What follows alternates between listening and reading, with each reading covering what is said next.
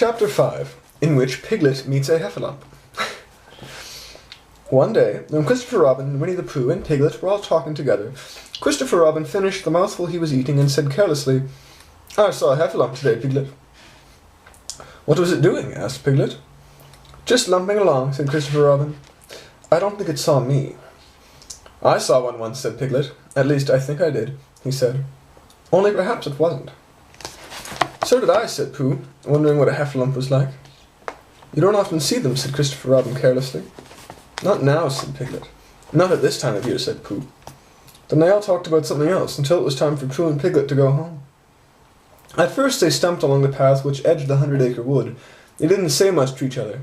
But when they came to the stream that helped each other cross by stepping stones and were able to walk side by side again over the heather, they began to talk in a friendly way about this and that. Piglet said, "If you see what I mean, Pooh," and Pooh said, "Well, just what I think myself, Piglet." And Piglet said, "But on the other hand, Pooh, we must remember." And Pooh said, "Quite true, Piglet, although I have forgotten it for a moment." And then, just as they came to the 6 pine trees, Pooh looked around to see that nobody else was listening and said in a very solemn voice, "Piglet, I have decided something." "What have you decided, Pooh?" "I have decided to catch a heffalump."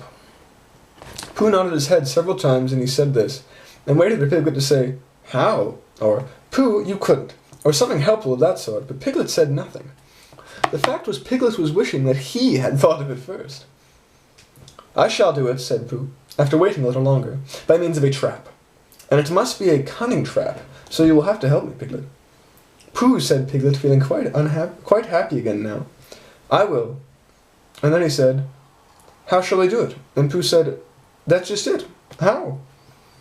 And then they sat down together to think it out. Pooh's first idea was that they could dig a very deep pit, and that the heffalump would come along and fall into the pit. And "Why?" said Piglet. "Why what?" said Pooh. "Why would he fall in?" Pooh rubbed his nose with his paw and said that the heffalump might be walking along humming a little song and looking up at the sky wondering if it would rain, and so he wouldn't see the very deep pit until he was halfway down, when it would be too late. Piglet said that was a very good trap, but supposing it was raining already?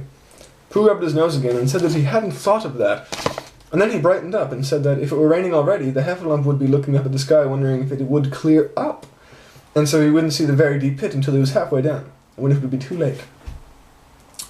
Piglet said that now that this point had been explained, he thought it was a very cunning trap. Pooh was proud when he heard this, and he felt the heffalump was as good as caught already, but there was just one thing which had to be thought about, and that was this. Where should they dig the very deep pit? Piglet said the best place would be somewhere where a heffalump was, just before he fell into it, and only about a foot farther on. "But then he would see us digging it," said Pooh. "Not if he was looking at the sky." "He would suspect," said Pooh, "if he happened to look down." He thought for a long time, and then said sadly, "It isn't as easy as I thought. I suppose that's why heffalumps hardly ever get caught." "That must be it," said Piglet. They sighed and got up, and when they had taken a few gorse prickles out of themselves, they sat down again. And of the whole time, Pooh was saying to himself, "If only I could think of something." For he felt sure that a very clever brain could catch a heffalump, if he only knew there was a right way to go about it. "Suppose," he said to Piglet, "you wanted to catch me. How would you do it?" "Well," said Piglet, "I should do it like this. I would make a trap, and I should put a jar of honey in the trap.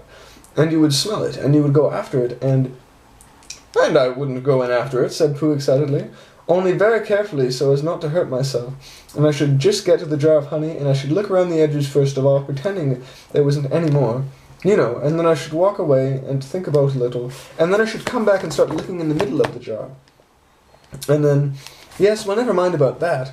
There you would be, and there I should catch you. Now the first thing to think was, what do heffalumps like? I should think acorns, don't you? We'll get a lot of... I say, Pooh, wake up!" Pooh had gone into a happy dream, woke up with a start, and said that honey was a much more trappy thing than acorns. Piglet didn't think so. And they were going to argue about it, and Piglet remembered that, if they put acorns in a trap, he would have to find the acorns. But if they put honey, then Pooh would have to give up some of his own honey. And so he said, "All right, honey then." Just as Pooh remembered it too, he was going to say, "All right, acorns."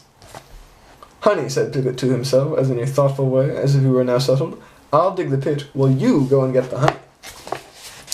"Very well," said Pooh, and he stumped off.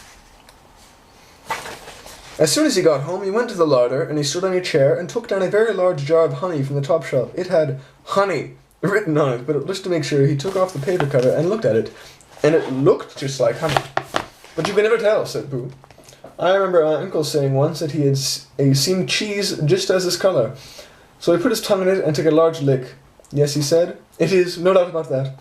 And honey, I should say, right down to the bottom of the jar, unless, of course, somebody put cheese in the bottom half for a joke. Perhaps I'd better go a little further, just in case. In case heffalumps don't like cheese. Same as me. Ah, he gave a deep sigh. I was right. It is honey all the way down. All right, love. I love you very dearly. We're about to Skype.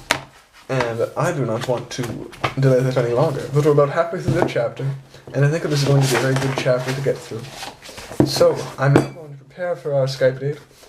What that means, I'm not sure. Mentally prepared, I suppose. But, either way, I love you dearly. And I'll talk to you soon. And, for later tonight, sleep well, keep calm, find a llama, and carry on. And I'll talk to you soon, Christy. I love you. Good night.